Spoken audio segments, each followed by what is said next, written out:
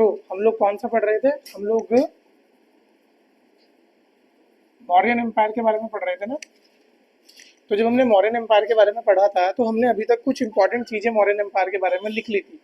For example Mauryan empire के बारे में हमने क्या क्या पढ़ा, उसकी पॉलिटी हमने पढ़ी थी कि किस तरीके से जो स्टार्टिंग वाला फेज था यानी कि चंद्रगुप्त मौर्य वाला फेज था, उस समय क्या क्या चीज़ें मेनली वहाँ पर देखने को हमें मिली है, कैसा एडमिनिस्ट्रेशन देखने को मिला था, ठीक है, कौन कौन सी नई नई चीज़ें हमको यहाँ पर देखने को मिली है।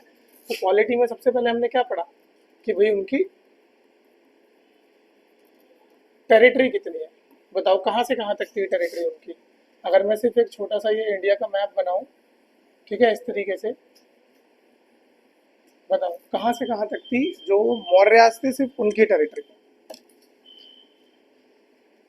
वेस्टर्न पार्ट में कहाँ तक था मैक्सिमम रीच? गुजरात या उससे भी आगे गया था? और लास्ट कहाँ तक था, वो कौन सा पार्ट था लास्ट? तो पाकिस्तान का कौन सा पार्ट था? इधर से एक पड़ता है, पाकिस्तान को भी इधर से कनेक्ट करोगे ना तो यहाँ पर पड़ता है आपका बलूचिस्तान, तो यहाँ तक आपका गया हुआ था, ठीक है। उसके बाद आप देखोगे कौन सा वाला पार्ट, उसके बाद आप देखोगे यहाँ से इधर तक आया हुआ था, ठीक है। बस यहाँ पर नीचे कौन थे? तीन ही थे, चोला, चेरा एंड पांड्या, ठीक है। तो लगभग लगभग इस पार्ट तक आ गया था, ये केरला की बाउंड्री तक आ गया था, मतलब आंध्रा और केरला की बाउंड्री पे। इधर पे कहाँ तक था? ये इधर तक था। तो इतना तो आपका टेरिटोरियल एक्सपेंशन कर लिया था किसने? चंद्रगुप्त मौर्य ने। फिर इन्होंने वॉर वगैरह के बारे में जो बात करी थी कि वॉर वगैरह के बारे में क्या क्या पता लगा था, चंद्रगुप्त मौर्य ने सबसे पहले तो जो धनानंद थे उनको तो हराया। उसके बाद जब वो एक्सपेंशन करना शुरू किया तो उन्होंने यहाँ पर किसको? सेल्यूलस निकोटर को भी यहाँ पर इन्होंने हराया था। ही was the ambassador of Alexander, ठीक है। ये किसके एम्बेसडर थे? अलेक्जेंडर। और जब सेल्यूलस निकोटर को हराया उन्होंने तो फिर सेल्यूलस निकोटर के कोर्ट का एक व्यक्ति कहाँ चला गया, मतलब सेल्यूलस निकोटर का एक एम्बेसडर जिसका नाम हमने क्या पढ़ा था? मैगस्थनीज, ठीक है। मैगस्थनीज जो उसका नाम था, ये मैगस्थनीज को फिर वो कहाँ चला गया था? मौर्यन कोर्ट में, यहाँ पर आके वो बैठता था। और मैगस्थनीज ने एक किताब लिखी जिसका नाम था इंडिका, क्लियर, जिसके बारे में हमें बहुत सारी चीज़ें, मतलब जिसके थ्रू हमें मौर्यन एम्पायर की बहुत सारी चीज़ों के बारे में पता लगता है। इतना सब क्लियर हुआ? बताओ इसमें कोई कंफ्यूजन अभी तक कि मौर्यन एम्पायर के बारे में हमें पता कहाँ कहाँ से लगा? इसके साथ साथ और कौन कौन से सोर्सेज थे जहाँ पर से हमको पता लगा मौर्यन एम्पायर के बारे में?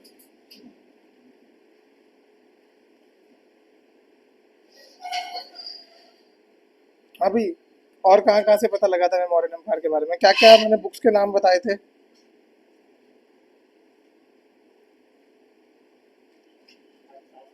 Very good. अर्थशास्त्र वो किसकी थी?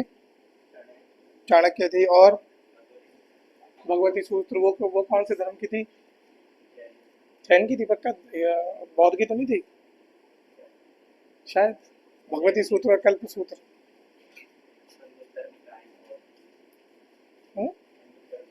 ठीक है। और क्या क्या चीजें थी? हाँ, विशाख दत्त की मुद्रा राक्षस, और एक और बुक थी विशाख दत्त की लिखी हुई, कौन सी? देवी चंद्रगुप्तम, ठीक है। ये दो तीन किताबें हैं जो आपको याद रखनी है, जिनसे हमें किसके बारे में पता लगता है? जिनसे हमें मौर्यंस के बारे में पता लगता है। फिर जब हम इनके एडमिनिस्ट्रेशन में गए थे तो एडमिनिस्ट्रेशन में हमें क्या पता लगा था कि at the very top there is central government, ठीक है। सेंट्रल गवर्नमेंट हुआ करती थी, या एक तरीके से आप यहाँ पे समझ लो किंग हुआ करता था, और उसके नीचे क्या हुआ करते थे? प्रोविंसेस हुआ करते थे। और प्रोविंसेस को रूल कौन करते थे? उनके पर्टिकुलर प्रिंस रूल करा करते थे। जैसे अशोका की हमने बात करी, अशोका दो जगह का आपका प्रिंस रहा था, या अशोका दो जगह ऑलरेडी रूल कर चुका था, उज्जैन में और फिर वो गया था तक्षशिला। जब तक्षशिला में बाहर से इन्वेडर आ रहे थे ना, तो उस तरफ वो जा चुका था ऑलरेडी। तो ये दो तीन चीजें हैं जो आपको बस याद रखनी है, क्लियर। फिर आता है आर्मी। अगर हम आर्मी की बात कर रहे थे तो इनकी जो स्टैंडिंग आर्मी हुआ करती थी वो जो नंद हुआ करते थे उनसे भी बड़ी थी। और आर्मी की खासियत क्या थी? मैंने कुछ स्पेशल फीचर्स बताए थे आर्मी के। इन पे किस किस तरह के सोल्जर हुआ करते थे बताओ? हाँ, तो पहले फुट वाले थे, दूसरे कैवलरी ठीक है, तीसरे वेरी गुड, एलिफेंट, उसके बाद नेवी भी थी बट अभी ये वाले तो बताओ। चेरियट वाले, चेरियट वाले, और इन सब के बाद उनके पास क्या हुआ करती थी, एक नेवी हुआ करती थी। यहीं पर मैगस्थनीज की जब आप किताब पढ़ोगे या अगर आप एनसीईआरटी पढ़ोगे तो उसमें कहीं ना कहीं आपको देखने को मिलेगा है कि मौर्यन के टाइम पे मैगस्थनीज ने बताया, मैगस्थनीज की जो किताब थी कौन सी, इंडिका, इसमें पता लगता है कि एडमिनिस्ट्रेशन करने के लिए यहाँ पर मतलब आर्मी को देखने के लिए टोटली कितने लोग थे, 30 people were there and they were divided into 6 committees.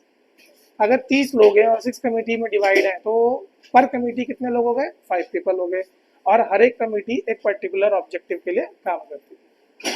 For example एक फुट सोल्जर्स को देखेगी, एक कैवलरी को देखेगी, एक एलिफेंट को देखेगी, एक चेरियट को देखेगी, एक नेवी को देखेगी। तो लास्ट वाली किसको देखती थी, यस ट्रांसपोर्ट, तो लास्ट वाली ट्रांसपोर्ट को देखती थी। क्लियर। देखो मैंने बोला था आप लोगों को कि अगर इसको बहुत आराम से कहानी की तरह सुनते रहोगे तो याद हो जाएगा, बट जो फैक्चुअल चीज़ें हैं जैसे कुछ टर्म्स आती है वो टर्म्स आपको एटलीस्ट रखनी ही पड़ेगी, और वो टर्म्स मैं आपको प्रोवाइड करा ही दूंगा। ठीक है, जैसे फिर हमने इसके बाद एक चीज़ और पढ़ी थी, टैक्सेशन, एक लास्ट चीज़ थी जो हमने कल पढ़ी थी। भैया लोगों को टैक्स देना कंपलसरी था कि नहीं था, बताओ। कंपलसरी हो गया था, वो तो हमने महाजनपदास के टाइम देख लिया कि टैक्सेशन वाज कंपलसरी। एंड कितना अपने प्रोड्यूस का कितना टैक्स देना पड़ता था, 1/6 ऑफ टोटल प्रोड्यूस। भैया अगर आपने कितना उगाया है, लगभग लगभग लगा लो, अगर आपने 60 किलो उगाया है तो 10 किलो तो आपको किसको दे देना है, स्टेट को दे देना है। फिर इसी दौरान मैंने आपको कुछ टर्म्स बोली थी जो याद रखने हैं। जैसे एक टर्म होती है सीता लैंड, ये याद रखना, सीता लैंड ये किस लिए यूज होती थी, वैसे वो सीता लैंड नहीं बोलते, वो सीता ही बोल देते उसे। हाँ, इसे बेसिकली होती है ये क्राउन लैंड, कि जो राजा के अंडर होगी या किंग की जो लैंड होती है। अच्छा, ये जो सीता लैंड होती थी इट इज टैक्स फ्री, इसको टैक्स नहीं देना पड़ता था। पहली चीज तो ये याद रखना, ठीक है, कि जो भी राजा की लैंड होगी, अब राजा खुद को टैक्स तो नहीं दे, मतलब ये तो बड़ा ही वो वाली बात हो जाएगी कि बेवकूफ़ों वाली बात, कि राजा है, राजा की टेरिटरी है, और ये वो जमीन है जो पूरे के पूरे राज्य में राजा की ही है, मेन राजा की है, और वो खुद ही को बार बार टैक्स दे रहा है। तो सीता जो लैंड होती थी इसके ऊपर ये टैक्स फ्री होती थी। फिर मैंने आपको एक पोस्ट बताई थी, शुल्काध्यक्ष, याद है हमने कल डिस्कस भी करा था, सुना था आप लोगों ने मेरे मुंह से, यस टोल ऑफिसर हुआ करता था कौन, आपका शुल्काध्यक्ष। सन्निदाता क्या होते थे, आज तो वैसे भी फ्राइडे, अच्छा आज शनिवार नहीं, ट्रेजरार हुआ करते थे। ट्रेजरार का मतलब पता है ना, कोषाध्यक्ष, जो आपका खजांची एक तरीके से हो जाएगा, ठीक है, जिसको खजाने के बारे में पता होगा। आप लोग ध्यान रखना कि इंडिया में एक ट्राइब थी क्या है, इंडिया की रिचेस्ट ट्राइब, पता है किसी को कौन सी है वो है ट्राइबल में, but it is the richest tribe in India. Tribe कहाँ से हो गई, मारवाड़ी यार। ट्राइबल लोग पता है ना आपको कौन होते हैं, जो प्रॉपर क्लासिफिकेशन के 4 वर्णों के अंदर नहीं आते थे, भील नहीं, ऑप्शंस ऑप्शंस क्या दिया, राजस्थान के एक ट्राइब है वो, उसकी खासियत पता है क्या थी? उसका एक ही काम हुआ करता था, to protect the treasure of king. और जब भी कोई नया राजा बनता था, ठीक है, उस नए राजा को यानी कि उस प्रिंस को जब वो राज्याभिषेक कर रहा होता था for the very first time, राजा को उसका जो राजकोष होता था, मतलब उसका खजाना, कि भाई तेरे पास एटलीस्ट कितना पैसा है ये तुझे पता होना चाहिए, और तेरा खजाना कहाँ हमने रख रखा है वो तुझे पता होना चाहिए। तो आंखें बंद करके ले जाते थे, सोच, पहले उसे खजाना दिखाते थे, बाद में उसे रास्ता बताते थे। अब वो ट्राइब है मीना ट्राइब, मीना ट्राइब सुना आप लोगों ने, ये ऑल दो ट्राइबल्स में आते हैं लेकिन one of the richest people होते हैं, ये ध्यान रखना। ठीक है, तो सीता लैंड हो गया, यहाँ पर क्राउन लैंड हो गया। चलो, टैक्सेशन आपको बता दिया मैंने। फिर यहीं पर हमने एक और चीज़ के बारे में पढ़ा था, that is your Junagadh inscription. किस किस को याद है जूनागढ़ इंस्क्रिप्शन के बारे में? चंदा भाई,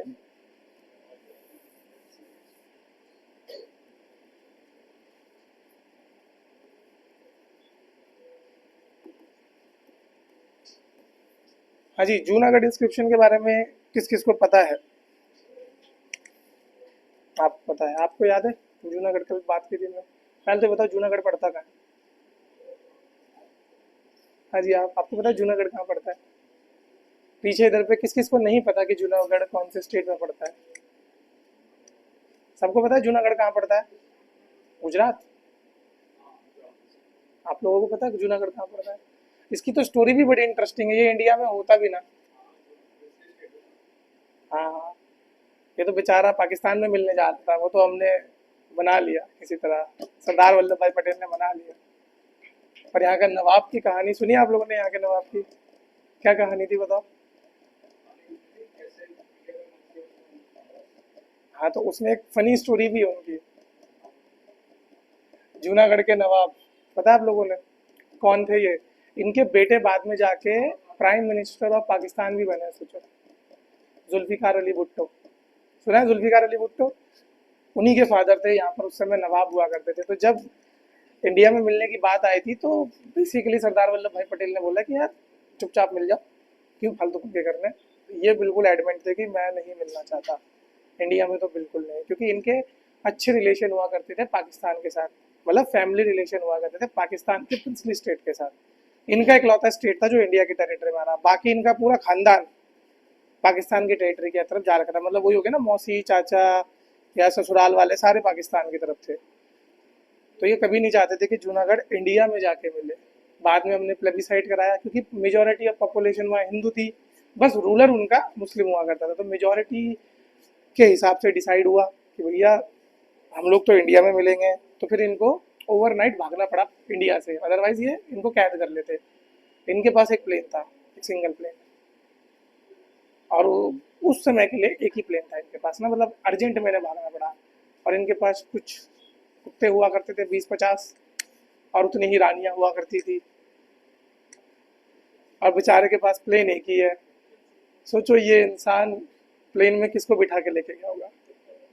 कुत्तों को कि रानियों को? चलो इनकी बात छोड़ो, आप होते तो किसको ले जाते हैं? किसी को नहीं ले जाते? क्यों? नहीं, वो तो बच ही रहते ना, अब उनको साथ में ले जाना था किसी को। हाँ भाई, आप लोग किसको बचा के ले जाते हैं?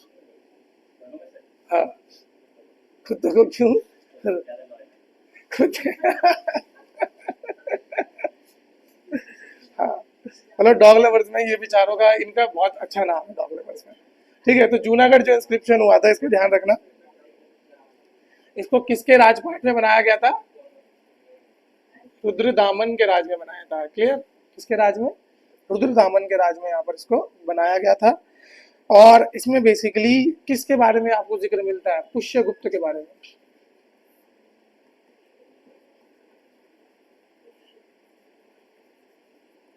पुष्यगुप्त के बारे में आपको बेसिकली यहाँ पर जिक्र मिलता है, जो कि गवर्नर हुआ करते थे कहाँ के? जूनागढ़ के आसपास के इलाके के। और ये सब बन किसके राजपाट में रहा था? मतलब मेन उस समय रूलर कौन था? मेन उस समय रूलर था आपका चंद्रगुप्त। कौन सा वाला चंद्रगुप्त? मौर्य वाला चंद्रगुप्त। तो चंद्रगुप्त मौर्य के टाइम पे आपका ये सब बना था। इसमें आपको क्या क्या देखने को मिलता है? इसमें आपको देखने को मिलता है सुदर्शन लेक का जिक्र। और मैं ये दोनों चीजें इसलिए बता रहा हूँ क्योंकि ये सारी चीजें यूपीएससी पूछ चुका है ऑलरेडी, एक एक चीज। रुद्रदामन के बारे में पूछ चुका है, पुष्यगुप्त के बारे में पूछ चुका है, किसके काल में बना था चंद्रगुप्त मौर्य, उसके बारे में पूछ चुका है। और क्या क्या चीजों का जिक्र मिलता है? That is about the Sudarshan lake, क्योंकि सुदर्शन लेक का रिकंस्ट्रक्शन 2 बार हुआ है। ठीक है, दोनों बार का आपको याद रखना है कि कौन सा व्यक्ति किस किसने उसका रिकंस्ट्रक्शन किया था। सबसे पहले तो यही थे जिन्होंने बनाया था, जिनके टाइम पे बना था। लेटर ऑन और किसने इसका रिपेयर किया था? तो सबसे पहली बार बनाया पुष्यगुप्त ने चंद्रगुप्त के टाइम पे, और बाद में इसको रिपेयर किया था रुद्रदामन ने। रुद्रदामन कौन सी डायनेस्टी से हुआ करते थे? रुद्रदामन हुआ करते थे शका डायनेस्टी से। क्लियर? याद रहेगा ये? I know it is bombardment of fact, but you have to memorise them. तो चंद्रगुप्त मौर्य के बारे में तो इतना ही था एग्जाम से रिलेटेड। इसके अलावा भी बहुत सारी चीजें हैं जो आप पढ़ सकते हो उनके बारे में, बट एग्जाम से रिलेटेड तो मुझे लगता है इतना ही है जो आ सकता है। ठीक है, जिसमें मेनली चीजें हैं। अब हम चलते हैं किसके बारे में? बिंदुसार। बहुत ही लेस रेलेवेंट है ये आपके एग्जाम के लिए। मतलब बस इतना आपको याद रखना है कि ही was the son of Chandragupta Maurya and father of Ashoka. इसके अलावा ज्यादा कुछ इनके टाइम पे है नहीं।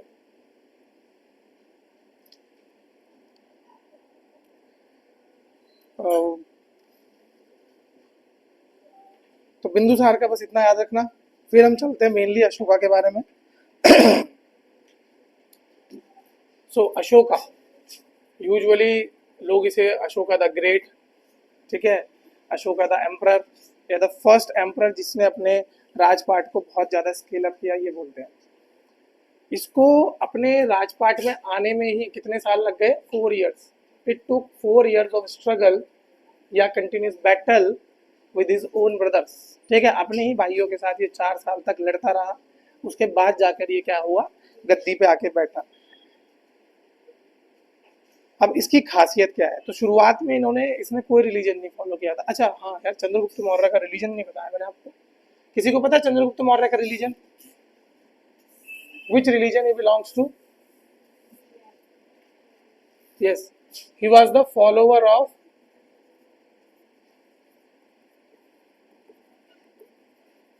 ओके, किस जैनिज्म में भी कौन से सेक्ट के जैनिज्म थे? वेदर ही वॉज श्वेतांबर और पीताम्बर, दिगंबर, अरे पीताम्बर याद आ रहा। हाँ, श्वेतांबर और दिगंबर कौन से थे ये?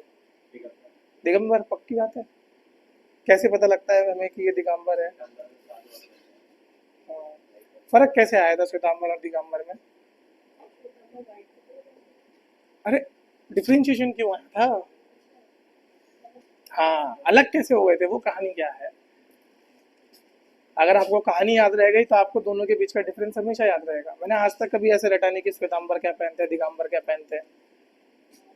मैंने सिर्फ उनकी कहानी याद रखी है कि एक टाइम पे जो मगध था, मगध में भूखा पड़ने वाला था, ड्रॉट आ गया था, तो उस वजह से कुछ जो जैन भिक्षु थे वो साउथ चले गए। किसके साथ? भद्रबाहु के साथ, ठीक है।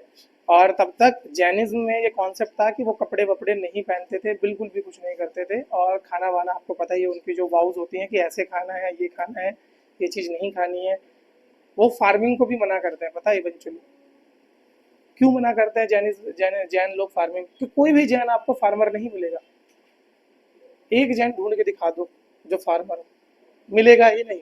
सारे जैन व्यापारी हैं, मोटा पैसा है उनके पास, अच्छा था। फार्मर्स क्यों नहीं मिलेंगे उसमें? क्योंकि वो non killing of any animal को इतना सीरियसली लेते हैं। वो बोलते हैं कि इवन नंगे पैर क्यों चलते हैं, ताकि कोई नीचे चप्पल पहन के चले तो कोई कीड़ा वगैरह आके मर ना जाए उनके पैरों नीचे, ठीक है। तो जो साउथ में चले गए थे भद्रबाहु के साथ, साउथ में मतलब नीचे की तरफ चले गए थे, उन लोगों में ये कॉन्सेप्ट फॉलो कर पाना, मतलब अब वो जब वापस आए उन्होंने देखा यार ये लोग तो सरवाइव कर रहे हैं, जो वहां पर रह गए थे जैन मॉन्क्स। तो उन सबको ये लगा कि नहीं यार, इन्होंने प्रॉपरली हमारे जो मतलब क्या बोल सकते हो, हमारी जो कस्में हैं उनको निभाया नहीं होगा। इन्होंने कुछ ना कुछ इसमें गड़बड़ करी होगी। क्योंकि भाई जहाँ पे ड्रॉट आ रखा वहां पर आप कैसे ढूंढोगे खाना, बताओ? और वो खाना जो जैनिज्म में अलाउड हो। सिंपल सी बात है भाई, कोई अगर बाहर में जा रहा है, फॉरेन में जा रहा है, तो क्या कोई जैनिज्म में सर्वाइव कर सकता है? क्योंकि जैनों में तो आप ना प्याज खा सकते, आप लहसुन भी नहीं डालते, सिर्फ आलू और आई थिंक टमाटर और ये सारी चीजें हैं। क्या? हाँ, नहीं खा सकते हैं, कर फार्मिंग खुद नहीं करेंगे। नहीं नहीं, आलू खाते हैं यार, कब बात कर रहे हैं? हाँ हाँ, तो इसे वो आप खाना शुरू कर दिया होगा, पता नहीं उनको उनको आइडिया नहीं होगा कि रूट साला है। और वही एक बार खाना शुरू कर दिया, जैसे समोसा, समोसे में पहले कौन सा आलू हुआ करते थे? हाँ, और समोसा है कहाँ का बताओ? समोसा इंडियन है, समोसा इज पर्शियन। आलू कहाँ का है? अमेरिका? नहीं, लाया कौन था इंडिया में? लैटिन अमेरिका, पुर्तगाल। पुर्तगालियों को श्रेय दिया जाता है आलू लाने का। ऐसे ही और क्या क्या चीजें थी, चिली, पपाया, ये सारी चीजें बाहर से आई थी। आई थिंक वो क्या होता है, अमरूद को क्या बोलते हैं हम? गवावा। गुआवा, सॉरी गुआवा बोला, गुआवा। गुआवा भी बाहर से आया था इंडिया में, पाइन एप्पल बाहर से आया था। तो आज जो हमारे मेजर फ्रूट्स है ना, ये सारे बाहर से आए हैं। इंडिया के ओरिजिनल फ्रूट्स क्या है? Mango, good. और apple India, yes apple India का है। वैसे apple is not a true fruit, पता है आपको? एप्पल को फॉल्स फ्रूट बोला जाता है। कोई है यहाँ पे साइंस वाला, बायो वाला, जिसके पास 12th तक बायो हो? चाह के भी नहीं बताओगे ना? बायो किसने पढ़ी है यहाँ पे 12th तक? अरे यार, नो वन। है, बायोलॉजी है, थी किसी की 12th तक? नहीं, इतना भी अच्छा नहीं था मैं पढ़ने में, कभी अच्छा नहीं था मैं। मैंने बताया ना, मेरा मोटिवेशन कुछ और था जिस वजह से मैं पढ़ गया, अदरवाइज मैं पढ़ता भी ना। तुम्हें लग रहा है मतलब मेरे जैसे लड़के को कहाँ से शौक आएगा ये सब चीजें रटने का, कि श्वेतांबर कौन है, दिगंबर कौन है, ठीक है, जैन में हीनयान क्या होता है, महायान क्या होता है, मुझे क्या फर्क पड़ रहा है?